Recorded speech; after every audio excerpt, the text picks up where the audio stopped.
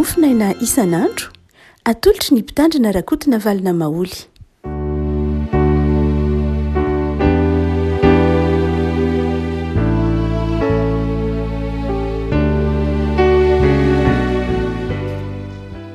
Faly miarabantsika rehefa malalatra rety talata fa 9 ny volana janoary ity.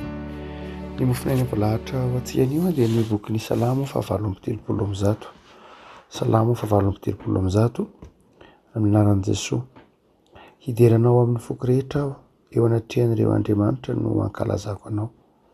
Hivavaka manandrify ny tempolinao masina, ka hidera ny anaranao ny famindramponao sy ny fahamarinanao. Fa efa nomeno voninahitra ny teninao eo ambonin'ny anaranao rehetra. Tamin'ny andro mitarainako dia namaly ahy ianao, nomeno fahasahiana ka nisiry ny fanahiko. Jehovah, hidery ianao ny mpanjaka rehetra amin'ny tany. Fandre ny tenin'ny vavanao izy, eny hira ny amin'ny lalan'i Jehovah izy, fa lehibe ny voninahitry Jehovah. Fa na diavo azy Jehovah dia mijery ny ambany toetra, ary ny mpiavonavina fantany eny lavitra eny. Na dia andeha eo amin'ny fahoriana aza dia amelona ianao, haninjitra ny tananao hanohitra ny fahatezeran'ny fahavalika ianao, ary hamonjy ahy ny tananao ankavanana. Jehovah no hatanteraka ny amiko, Jehovah mandrakizay ny famindramponao, aza mahafoy ny asan'ny tananao. Riray masino manamasinana ny fahamarinana, ny teninao ny fahamarinana. Amen. Hideranao amin'ny foko rehetra aho, eo anatrehan'ireo andriamanitra no hankalazako anao. Davida no nanao ity salamo ity, Salamo 7:30. Hideranao amin'ny foko rehetra, eo anatrehan'ireo andriamanitra no hankalazako anao. Ny firenena rehetra manodidina an'i Davida, manodidina ny zanak'Israely dia firenena nanan'andriamanitra maro. Zay no mahatonga an'i Davida eto hoe eo anatrehan'ireo andriamanitra no hankalazako anao. Satria be dehibe ny mpanompo sampy, be dehibe ireo nanan'andriamanitra maro manodidina ny zanak'Israely. Ary ny tsy tokony ho adinointsika dia ny fivavahan'ny testamenta taloha, ny fivavahana jiosy zany, no fivavahana monoteista voalohany, zany hoe ny fivavahana nivavaka tamin'andriamanitra tokana. Manodidina rehetra dia nivavaka tamin'andriamanitra maro. Ny fivavahana jiosy, ny fivavahana kristianina, ny fivavahan'ny testamenta taloha namakivaky ny testamenta vaovao, zay no andriamanitry ny nivavaka tamin'andriamanitra tokana voalohany indrindra. Ary fivoarana lehibe zany teo amin'ny tantarany zanak'olombelona. Fivoarana lehibe mihitsy no nentin'ny antsoina hoe monoteisme, raha ohatra ka mianatra mandinika tantarany antsoina hoe histoire des religions isika, na histoire des pensées, dia mifamatotra ny toe-tsain'ny olona sy ny finoany. Mazava ho azy, ny toe-tsain'ny olona dia mifamatotra amin'ny zavatra inony, ny moralin'ny olona dia mifamatotra amin'ny zavatra inony sy arahany. Ary dia ny fivavahana polythéiste, nareo mivavaka tamin'andriamanitra maro, dia tsy hitovy mihitsy tamin'ny toe-tsain'ireo olona nivavaka tamin'andriamanitra tokana. Raha toka mijery ny tantarany vavahana satria hoe tsika teo dia raha miteny Davida eto manao hoe hankalazanao eo anatrehany Andriamanitra, anatrehan'ireo andriamanitra maro, dia tena milaza fireharehana mihitsy amin'ny Davida zany, mirehariany amin'Andriamanitra izy, manaiky ny fahatsaran'Andriamanitra izy. Ny mpadinika ny fiarahamonina rehetra dia miara-manaiky fa nitondra fivoarana lehibe teo amin'ny toe-tsainy zao tontolo zao ny fivavahana monoteista. Na tsy resaka aritsika amin'ny lafiny hoe finoana fa miresaka sosiolojia tsotra fotsiny, dia ny rehetra dia miara-manaiky fa nitondra fivoarana teo amin'ny toe-tsain'ny olombelona ny fivavahana monoteista. Fivavahana polythéiste dia tsy manao zava-dehibe ny moral. Mazava ho azy, matetika tenen'ny olona hoe be moral ny fivavahana ny monoteista. Mazava ho azy ny fivavahana kristianina, ny judaisme, ny silamo dia fivavahana be moral. Fa ny fivavahana polythéiste tsy de tena manao zava-dehibe ny moral. Tsy de tena manao zava-dehibe ny moral loatra izy, satria ny engagement amin'ny polythéiste dia tsy individuel. Zany hoe amin'ny vavahana monoteista de zao tompona ndraikitra eo anatrehan'Andriamanitra ianao sy ny tenanao amin'ny fitondratena. Zany hoe lay Andriamanitra zay inonao dia mitsara ny tsirairay ary ao anatin'ny fitsaranany tsirairay no itsarana ny rehetra. Zay tsy hitanao zany toetsay zany ny vavahana polyteista. Amin'ny vavahana polyteista tsotra de ny hoe malalaka be ny olona natao hoe fivavahana mpanompo sampy reto Madagasikara fotsiny arô raha teo amin'ny tantara ny fivavahana nentim-paharazana malagasy. Vavahana nentim-paharazana malagasy tsy ny teny mihitsy fa na hoe ny Andriamanitry ny sampy tsy ny teny hoe raha ohatra ka mangalatra ianao de zao no sazy ataonao na mifetsy ianao na tsy tia namana ianao, tsy rehetrrehetra an'izay mihitsy ny vavahana nentim-paharazana. Satria tsy manao zava-dehibe ny moral izy, fa ny fivavahana monoteista ary indrindrindrindra ny vavahana kristianina de nitaky fitondratena, nitaky toetra tam'izay rehetra manaraka azy. De Davida eto nytemana hoe za de mankalaza anao eo natrehandreo Andriamanitra be dehibe reo. Fifaliana ho ahy ny Davida zany mitemana hoe fifaliana ho ahy manana Andriamanitra tokana tahaka anao. Tsy fantatro isika ry havako raha mba misaotra an'Andriamanitra hoe misaotra anao Andriamanitra fa nataonao kristianina, misaotra anao fa nataonao kristianina, misaotra anao fa nataonao nahafantatra anao tahaka ny Davida. Fa tsy niaina tao anatina fivavahana sampy na fivavahana polyteista na tahaka zany zay alaiso saraintsaina hoe ny fivavahana polyteista de fivavahan'ny fanadevozana. Mafy be ny fanadevozana ny olona tam'izany vanim-potoanany nanaovana an'ireny vanim-potoanany totsika hoe ny religion egyptianina tamin'ny fotoanandro e. Ny fanaovana sorona olona, fanaovana sorona zaza, zany rehetrany dia ny aina ny religion polyteista avokoa ary ny aina ny sampy isan-karazany. Fa ny fivavahana monoteista no nanova ny toetsay. Zay mahatonga Davida hoe za de mirehare amin'Andriamanitra, fa ny Andriamanitra de tsara, nanafaka ny toetsaiko. Tsika mantsy mijery rehefa mivavaka tsika de tsy tsapatsika zany sotoavina na izany valeur zany satria ny taonatsika fohy 70-80 taona de tsy tena afaka nanana fotoana lavitsika ka niverina teo ambany masotsika daholo ny karazam-pivavahana ny ainan'ny olombelona tao anatin'ny ray alina taona. Tsy hitatsika zany. Fa raha ohatra ka hitan'ny masotsika ny fivavahana ny ainan'ny olona nandritra ny ray alina taona de saotra an'Andriamanitra ianao amin'ny maha-kristianina anao. Eny, ifa misaotra an'Andriamanitra foana moa isika maha-kristianina atsika, fa ifikotra bebe koa anao ary iteny tahaka ny Davida mana hoe Jehova no reharehan'ny fanahiko. Zany hoe hisaotra an'Andriamanitra isika satria lay Andriamanitra tsika de Andriamanitra tokana sady marina, manafaka ny olona tao anatin'ny fahamaizina-tsaina.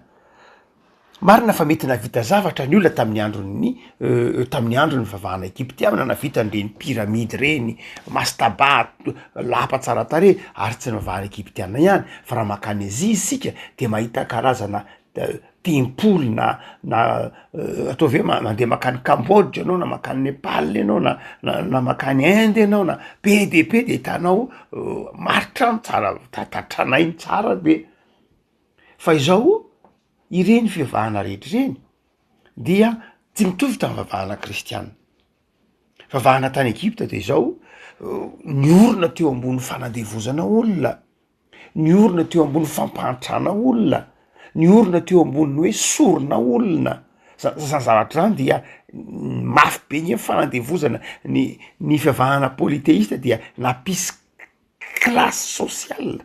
Mazava tsara hoe ity karazan'olona ambany mihitsy ka de ho ampiasaina fotsiny, ity de karazan'olona izay manana zay maha izy azy kokoa. Raha ohatra ka makany Inde ianao makao vavahana atao hoe manaraka ny vavahana hindou de hitanao manao hoe mbola misy olona any Inde dia tsy eritreretina mihitsy manao hoe olona sambatra, ary eritreretina mihitsy hoe io fahantrano sy io fahoriana io dia vokatry ny toetra nahazo azy ihany. Le toetsainy tsy mitovy mihitsy ny toetsain'ny olona mivavaka amin'Andriamanitra maro sy ny toetsain'ny olona mivavaka amin'Andriamanitra tokana. Ny fivavahana monoteista dia fivavahana zay nitondra ataontsika hoe ny civilisation zay nanome toerana ny hafa nanome toerana ny hafa eo amin'ny fiainan'ny olona. Io tsy misy hafa amin'ny antsika hoe ny ala avy any amin'ny tontolon'ny firenena mpanjenjena ny zanak'Israely ary tonga firenena tokana.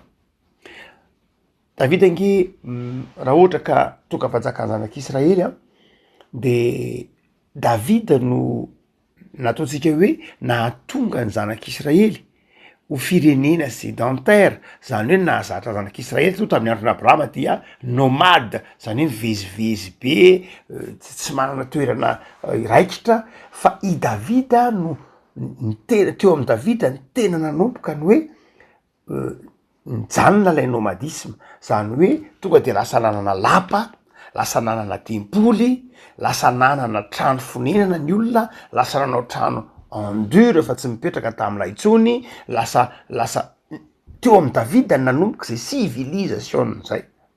Ary teo amin'ny Davida ny tena ny ariary izay mahatokana an'Andriamanitra. Marina fa tao amin'ny Abrahama de efa niteny Andriamanitra tamin'ny Abrahama hoe zao lay Andriamanitra Isaka, Andriamanitra Jakoba, Andriamanitra Abrahama, Andriamanitra tokana teny Krisy tamin'ny Mosesy, izao zay izy. Fa inona ny endrika nisehon'zay, ahoana ny fomba nampiarana ny fanomponan'zay, de tao amin'ny Davida ny tena nanomboka tempolo tokana.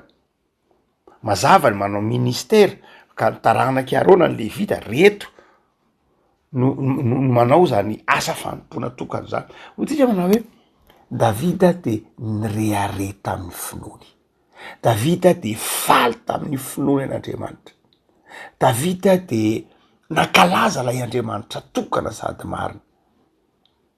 Izao ataontsika hoe andro enantsika izao nefa de ny mampalahelo dia miamahazo toerana ny miverina tsikelikely ny polythéisme, zany hoe ny vavahan'ny Romana, ny vavahan'ny Grika, ny vavahan'ny Indony, ny Bouddhisme, be de be miverina tsikelikely izy.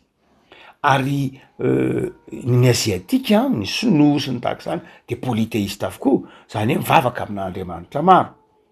Fa ny fitampotsora ny civilisation any andrefan'io, i civilisation kristiana io dia idika koa fitampotsora ny finoana, fitampotsora ny vavahana monothéiste, ary iova mihitsy ny toetsain'izao tontolo zao.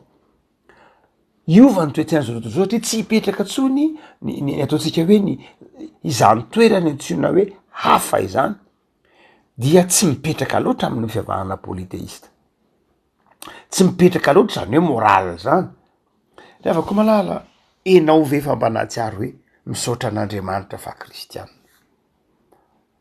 Hain'ny olona tsenjery lay tenen'ny Paoly manao hoe fa ny fahasoavan'Andriamanitra natoy izao Koritiana voalohany tonga dimy ambin'ny folo, andininy fafolo sy ny manaraka. Fa nahoana no inona ny tiany Paoly teneny ny fahasoavan'Andriamanitra natoy izao natoy inona amin'ny Paoly ary io e?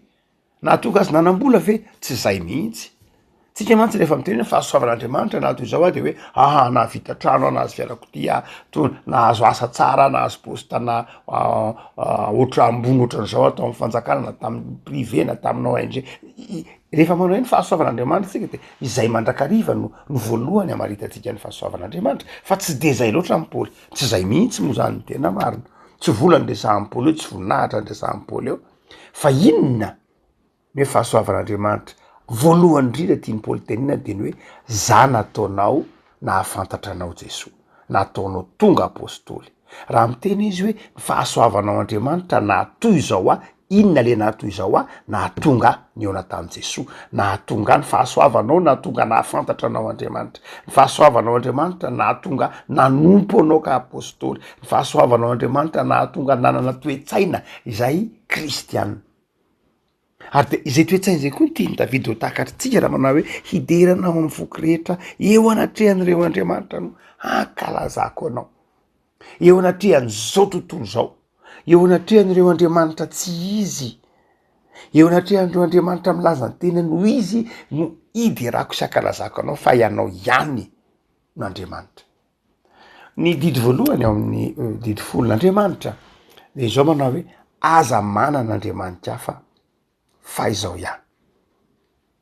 Aza manana, tsy hoe tsisy le Andriamanitra hafa, any anatin'ny fiarahamonina misy foana tamin'ny androny zanak'Israely any amin'ny bokin'ny Exodosy dia nisy Andriamanitra be deaibe tany avany Egypta zanak'Israely miainga be deaibe ny fanompotsany tampo dia hoy ny baiboly aza manana zany hoe aza mandray aza manaraka reny Andriamanitra tsy izy ireny misy Andriamanitra be deaibe inony samy hafa ny didy voalohany sy ny didy faharoa, ny didy faharoa manao hoe aza manao sary ny zavatra voasokotra io le fanompontsampy fa hoe aza manan'Andriamanitra hafa de zao lay Andriamanitra zay asolo an'Andriamanitra mihitsy ny avako malala ndao hisaotra an'Andriamanitra satria kristianina ndao hisaotra an'Andriamanitra fa ny fivavahana kristianina na inona de ny vavahana kristianina isaorantsika an'Andriamanitra mbola nitondra fahazavana teto am'ty zao tontolo zao ty ary mandraka ankehitriny de mbola mitondra fahazavana eto am'ty zao tontolo zao ty ny fivavahana kristianina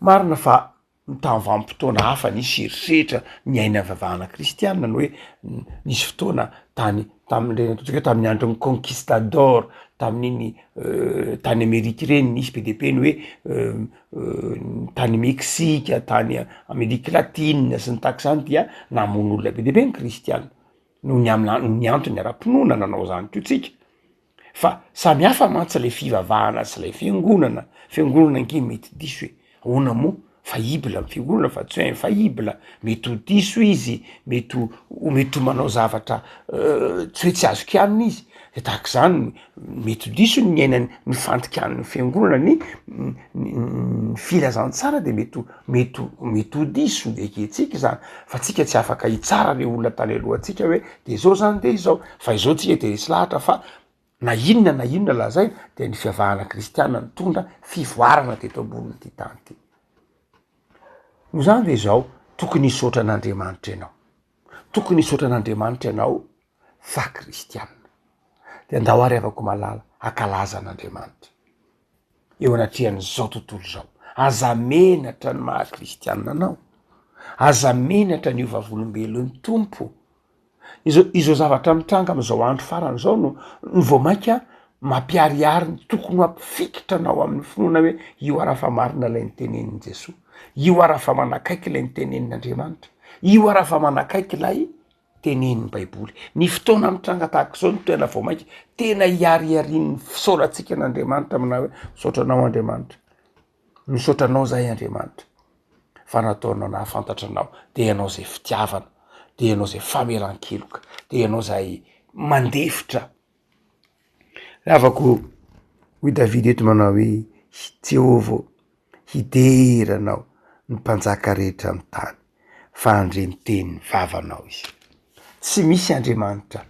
tahaka ny Jehovah tsy misy Andriamanitra tahaka ny Ave fa tokany izy nahazo zao rehetra zao ary ao aminy avokoa ny fahafenona rehetra ny Andriamanitra sampy de misy manao hoe ty havanana am'izao ty spécialité n'ty Andriamanitra ty spécialité n'ty Andriamanitra ty de manan'Andriamanitra be deaibe izy de zay koa ny fomba fitondran'ny fiainany fa itsika tokapo ny vavahana kristianina tokapo amin'ny zavatra rehetra ary dia tiany tompo tokony atsiaro sika fa zava-dehibe ny finoatsika sy ny fanarahantsika n'Andriamanitra avako tiany tompo takantsika de zao manao hoe manomeza voninahitra azy mankalaza azy fa tokany izy sady marina ary tsisy takany Andriamanitra tsika tia tsika nanaiky faty tao amin'ny azy fijaliana Jesosy amonjy atsika tsy misy Andriamanitra tahaka zany tao amin'ny tantaran'izao tontolo zao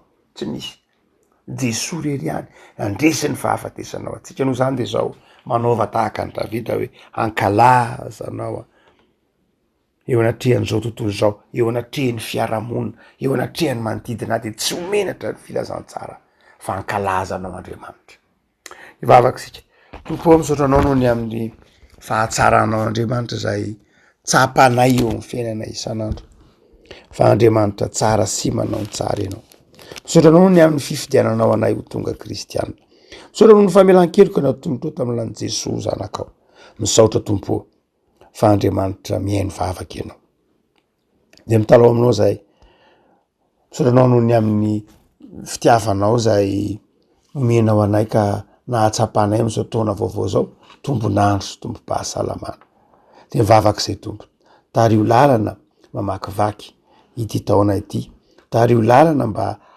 ho fankalazananao ny taonanay am'izao taona 2024 zao ho fanomezam-boninahitra anao ary zay ataonay de tianay ho fifaliana ho Andriamanitra vavaka izay tompo ho an'ny tanindrazanay ho an'ny fiangonana ary kristianina rehetra eto Madagasikara zay mino anao Jesoa mpamela heloka mino anao Jesoa fiainana ampahirezo amin'ny asa tsara ny mpino dia ampahirezo ho vavolombelon'ny fahamarinana sy ny fitiavanamana jereo ireo marary amin'ny hopitaly Jesoa sy trano jereo ireo mpianatra miatrika ny fianarana isan'andro mio fahendrena jereo ray aman-dreny manabe ny taranany amin'ny fahatahorana anao mampahireza azy reny ianao de ataovy mahay mankalaza anao zay tompo azavelanao menatra ny filazantsaranao fa ome herim-panahy ijoro am'izay rehetra manodidina anay fa manompo Andriamanitra fitiavana izahay manompo Andriamanitra tsara izahay manompo Andriamanitra tokana sady marina izahay